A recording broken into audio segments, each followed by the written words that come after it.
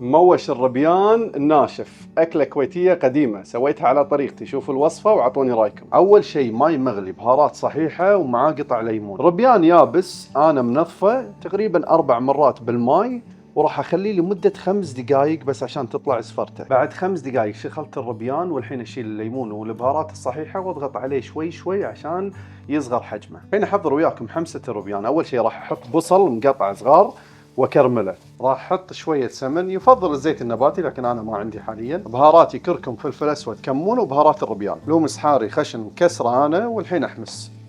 الحين احط الربيان اللي نظفته، نقلب قلبتين او 3 ونخليه على نار هاديه. جدر ثاني سمن وبصل. اجيب ربع كميه الحمسه اللي سويتها مالت الربيان، احطها على الجدر الثاني، شبنت وكزبره كميه راهيه، نفس البهارات اللي حطيتها حق الحمسه مع لومس حاري. نص شيلة ماش منقوع بماي لمده ساعه تقريبا، نص طماطم مقصصها، ملعقه صغيره من معجون الطماط. اضيف ماي واعلي على النار لمده 10 دقائق تقريبا. الحين اضيف العيش انا منقعه ومغسله، اضيف ماي شويه سانتي فوق العيش، املح خفيف. اخر شيء لومس حاري وفلفل علوب لمده 7 دقائق على نار عاليه. اسكر الجدر لمده نص ساعه على نار متوسطه. اخر 10 دقائق احط حمسه الربيان. اخر 10 دقائق انزل الحمسه، رشه دهن عداني واسكر. وجهزت عندنا الوصفه وبالعافيه عليكم.